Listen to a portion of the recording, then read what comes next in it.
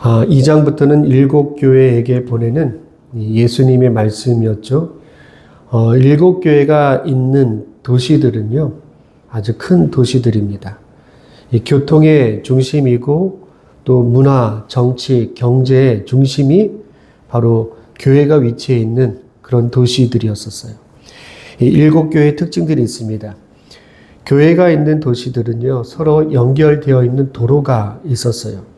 그래서 이 교회들이 하루 정도 걸어가는 거리에 위치해 있었습니다.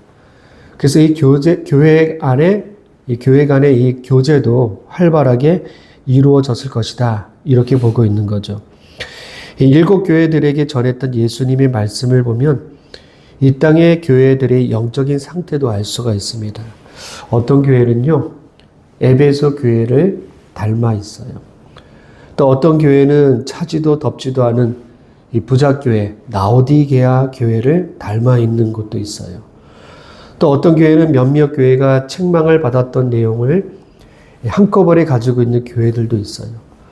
그래서 이 땅의 교회들이 이 7교회의 잘못된 점들을 고치고 또 좋은 점들은 본받는다면 하나님이 칭찬하시는 교회가 될 수가 있다라는 이야기죠.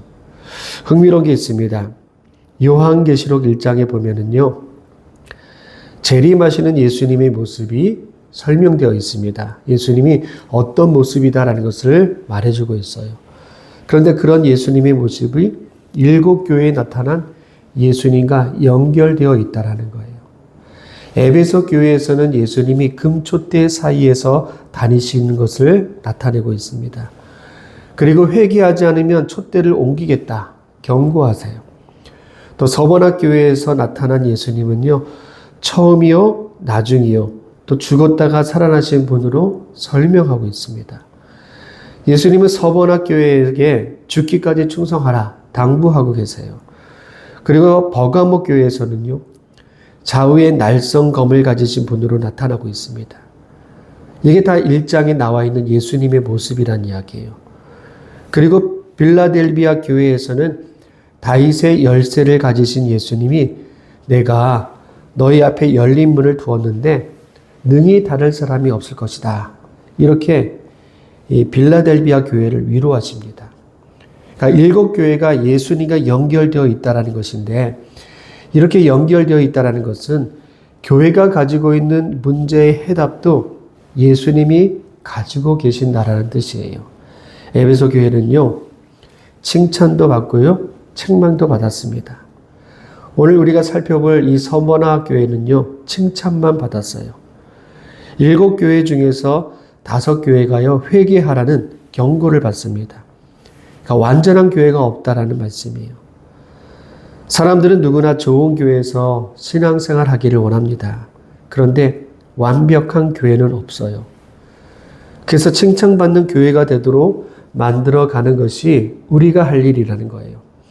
에베소 교회의 목회자들에게 편지하면서 예수님은요, 칭찬을 많이 하셨습니다. 에베소 교회는요, 근사한 교회였어요. 좋은 행위가 있었습니다. 수고했어요. 인내가 있었던 교회였어요. 악한 자를 용납하지 않았습니다. 주님의 이름을 위해서 견뎠고요, 게으르지 않았어요. 니골라당의 행위를 미워했습니다. 7교회 중에서 제일 칭찬을 많이 받았던 교회가 에베소 교회예요. 그런데 회개하지 않으면 심판하시겠다고 또 책망까지 하십니다. 에베소 교회의 잘못은요, 처음 사랑을 버렸다라는 거예요. 여러분, 사랑이 눈에 보이지 않지만 예수님은 에베소 교회가 사랑이 없어졌다, 이걸 알고 있는 겁니다. 그런데 에베소 교회 성도들의 입장에서 생각해 보면은요, 억울할 수 있어요. 칭찬을 많이 받았습니다. 사랑을 잃어버렸다고 지금 책망을 받고 있는 거예요. 심지어는 회개하지 않으면 교회 촛대를 옮기겠다고 하십니다. 에베소 교회가 참 열심히 칭찬하고 그리고 좋은 일들을 많이 했는데 사랑 그거 잃어버렸다고 이렇게 책망받고 있으니 에베소 교회 성도들이 참 많이 실망했을 겁니다. 우리가 중요하게 생각하는 것과 예수님의 생각이 달랐다는 것을 알 수가 있어요. 우리는 칭찬받는 일을 중요하게 생각합니다. 헌신하고 충성하고 봉사하는 거 이거 중요하게 여겨요. 사랑은 눈에 보이지 않기 때문에 소홀히 여길 때가 있다라는 거예요. 시온 성경에서 이렇게 말씀하고 있어요. 시온 성경 2장 4절 말씀에 보면 이렇습니다. 에베소 교회를 책망하는 일인데요. 너를 책망할 일이 한 가지 있다. 그것은 너가 나를 처음만큼 사랑하지 않고 있다. 칭찬할 일을 많이 했지만 예수님은요 한 가지만 보십니다. 정말로 너 사랑하고 있느냐. 우리가 마지막 때까지 가져야 할 중요한 신앙의 영성이 사랑이라는 거예요. 사랑해야 됩니다. 하나님을 사랑하고 또 예수님을 사랑하고 또 교회를 사랑하고 가족을 사랑하고 성도를 사랑하는 일이 먼저라는 거예요. 오늘은 서번학교입니다. 이 서번학교회는요 고난받는 교회입니다. 성도들이 가난했어요. 사람들에게 박해를 받았어요. 감옥에 갇히는 일들이 많았고요. 순교당하는 교회였습니다. 예수님은 이 서번학교회 성도들에게 죽도록 충성하라 이렇게 말씀하세요. 그리고 고난당하는 성도들에게 부유한 자다 또 이렇게 칭찬해 주셨어요. 그리고 마지막에 둘째 사망의 해를 당하지 않을 거다 이걸 약속하세요. 천국을 약속하신 거예요. 순교를 당하면서 죽도록 충성하는 이 서머나 교회들에게 예수님이 주신 복입니다. 우리에게 이런 칭찬이 있기를 바라겠습니다. 이 서머나가 현재 트르키의 이즈미르에 있습니다. 트르키에서 세 번째로 큰 도시예요. 사도 요한 시대에는요 인구가 50만 명이나 되는 항구 도시입니다. 아주 큰 도시입니다. 황제의 숭배를 열정적으로 앞장섰던 도시였어요. 그래서 로마에게 많은 혜택을 받았던 도시입니다. 오늘 말씀이에요. 요한계시록 2장 8절에서 9절 말씀 이렇게 되어 있습니다. 서머나 교회의 사자에게 편지하라. 처음이며 마지막이요 죽었다가 살아나신 이가 이르시되 내가 내 환난과 궁핍을 알거니와 실상은 너가 부유한 자니라. 자칭 유대인이라 하는 자들의 비방도 알거니와 실상은 유대인이 아니요 사탄의 회당이라. 서머나 교회에 고난이 있었습니다. 어떤 고난이냐? 환난과 궁핍이라는 고난입니다. 환난은 신앙 때문에 사람들에게 박해를 받았다라는 거예요. 또 궁핍은 경제적으로 어려움에 처했다라는 거예요. 이 서머나 사람들은요 대부분 장사를 했어요. 로마 제국은요 상인 조합에 가입하게 하고요 황제 숭배를 강요했습니다. 그래서 이 상인들은 1년에 2번씩 신전에 가서 로마 황제의 그 우상에게 절을 하고 증명서를 받아야 했었어요. 그래야 상인 조합에 가입이 되고 먹고 사는 데 지장이 없도록 혜택을 받았던 겁니다. 그래서 이 서머나에서 장사하는 사람들은요 이 상인 조합에 가입하는 것이 필수였던 겁니다.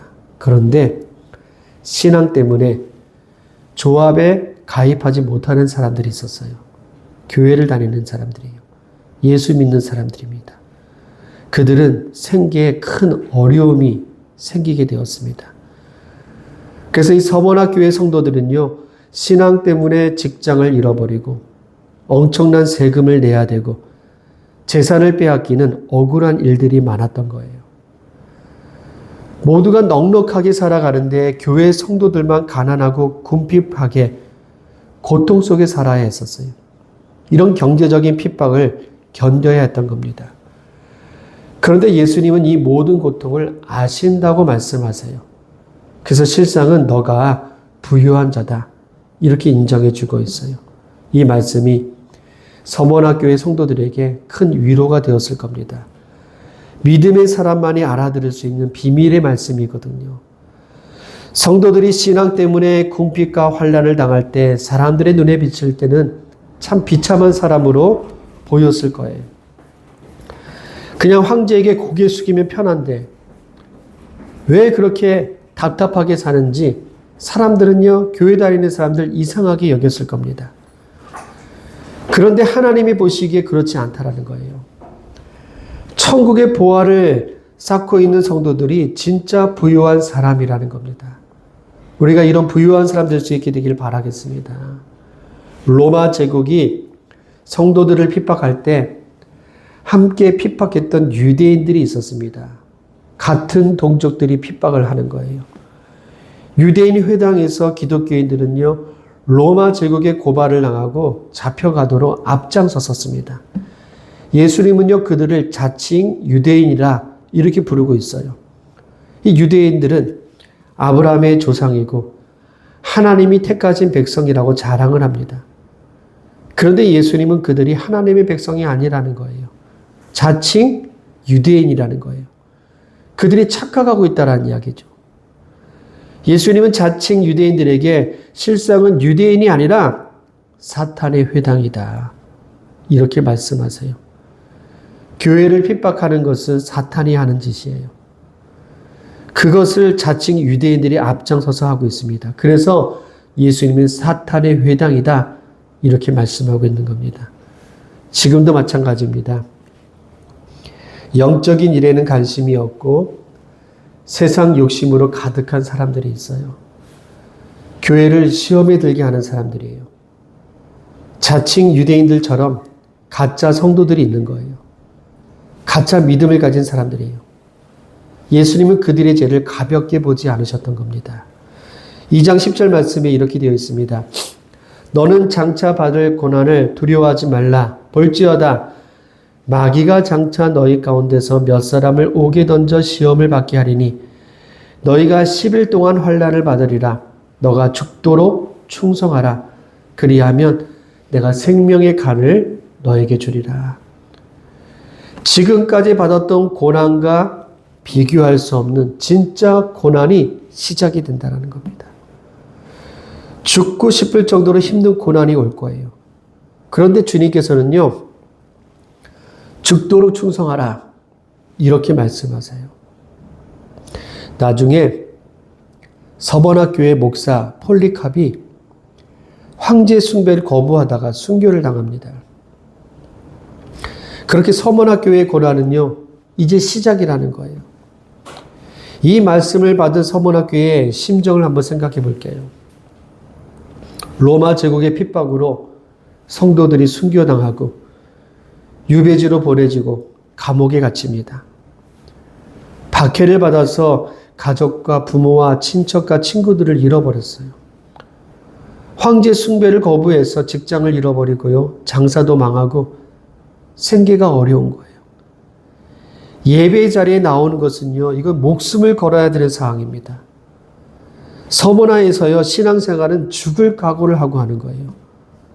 사도 요한이 서머나 교회에 대한 환상을 보고는 편지를 보내왔습니다. 다시 오실 예수님의 영광스러운 모습을 소개하고는요, 7 교회에게 보내는 편지가 시작이 돼요. 에베소 교회에 대한 말씀이 끝났습니다. 서머나 교회에 대한 말씀이 시작이 되는 거예요. 예수님이 말씀하시죠. 너희가 당하는 환난, 너희가 당하는 궁핍, 이건 내가 다 안다라는 거예요. 그래서 실상은 너희가 서머나 교회 성도들, 너희들은 부유한 사람들이다, 예수님이 칭찬해 주셨어요. 이 말씀을 들은 서머나 교회 성도들은요, 주님께서 우리의 환난과 궁핍을 아시니까 이제는 좋은 것으로 예수님께서 채워주시겠지, 기대가 있었을 겁니다. 그런데 서머나 교회 성도들의 입장에서 볼 때 황당한 말씀이 들려오는 거예요. 너희들 죽도록 충성해라. 죽도록 충성해라. 지금도 핍박자들의 피말리는 싸움을 하고 있는데 너무나 힘든 생활을 보내고 있어요. 그런데 예수님은 진짜 싸움은 이제부터라고 말씀하는 거예요. 그러니까 죽도록 충성하라 말씀하고 있습니다. 우리를 사랑하시는 예수님은 능력이 많으신 분이세요. 그러면 예수님 때문에 받는 고난이라면 어떻게든 없애주시는 것이 당연한 겁니다. 그런데 예수님은 장차 큰 핍박과 환난이 있으니까 죽도록 충성하라, 이렇게 말씀하고 있다는 거예요. 이 말씀을 읽으면서 참 답답했습니다. 서문학교의 성도들의 입장에서 보면 배신감이 들었을 거예요. 예수님 때문에 죽도록 고생하고 있습니다. 예수님 때문에 장사도 못하고 있어요. 그런데 더 큰 핍박과 환란이 있으니까 죽도록 충성하라고 하시니까 이건 너무나 황당한 소리인 거예요. 믿음이 좋은 사람도요, 오랫동안 핍박을 받으면 두려워지는 겁니다. 너무나 심한 핍박을 받으면요, 신앙을 버리는 일도 생겨나는 거예요. 서번학교의 성도들 지금 상황이 좋지 않습니다. 그래서 위로해주고 안심시켜야 되는데 이 고난당하는 성도들을 실망하고 지금 무너지게 만드는 그런 말씀을 하고 있는 거예요. 그런데 예수님이 장차 받을 큰 고난을 말씀하셨는데 큰 고난이 올 것이다. 왜 예수님은 상처난 성도들에게 더 큰 고난이 있으니까 각오하라고 말씀하고 있을까요? 여러분, 몰라서 당하는 게 아니라는 거예요. 하나님이 허락하신 고난인 거예요. 그러니까 각오를 단단히 하라는 거예요. 두려워하지 말라는 겁니다. 예수님을 믿는다고 고난이 없는 게 아닙니다. 그러나 고난보다 더 큰 은혜를 부어주셔서 넉넉하게 이기게 해주시겠다. 이걸 말씀하고 있는 거예요. 지금 밀려오는 이 고난들이 만만치가 않지만 예수님이 함께 하시겠다라는 거예요. 중요한 것은 핍박하는 것은 로마 제국이 아니라 마귀라고 예수님께서 말씀하세요. 10절 말씀이 이렇게 되어 있지요. 볼지어다 마귀가 장차 너희 가운데서 몇 사람을 옥에 던져 시험을 받게 하리니. 9절에서 교회를 핍박하는 유대인들의 회당을 사탄의 회당이라고 말씀하셨어요. 교회를 공격하는 세력들은요, 사탄이라는 겁니다. 지금은 영적인 싸움이 벌어진 거예요. 이 영적인 전쟁터에서 서머나 교회가 엄청난 고통을 겪고 있는 겁니다. 그런데 예수님이 이렇게 말씀하세요. 10일 동안 환난을 받으리라. 우리가 당하는 이 시련의 기간 10일입니다. 잠깐이라는 거예요. 10일이면 끝난다라는 겁니다. 하나님이 허락하신 이 기간 동안 환난을 받는다라는 말씀이에요. 옥에 던져진 사람들 몇 사람밖에 안 돼요. 전부가 옥에 들어가는 게 아니에요. 몇 사람이라고 되어 있어요. 그리고 환난의 기간은 영원하지 않고 10일이라고 말씀하고 있습니다. 사탄의 핍박이 극심해도 하나님이 정해놓으신 경계가 있는데 이 경계를 넘을 수가 없다라는 거예요. 하나님은 성도들이 환난 받는 거 이거 허락하셨지만 우리가 절망하지 않도록 그 시험의 기간을 정해놓으셨던 겁니다. 그래서 시험이 있다라는 것은 하나님이 우리의 영적인 실력을 인정하셨다라는 거예요. 우리의 영적 실력에 맞게끔 하나님이 그 시험을 허락하신 겁니다.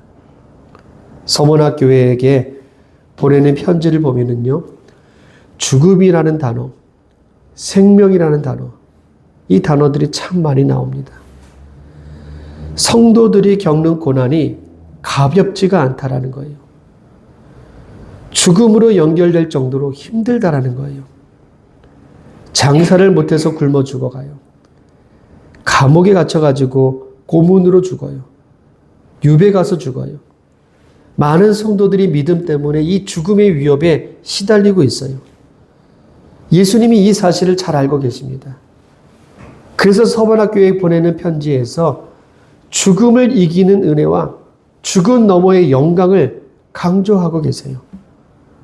그리고 이 서머나 교회를 주관하신 예수님을 처음과 마지막이요 죽었다가 살아나신 분으로 소개하고 있습니다.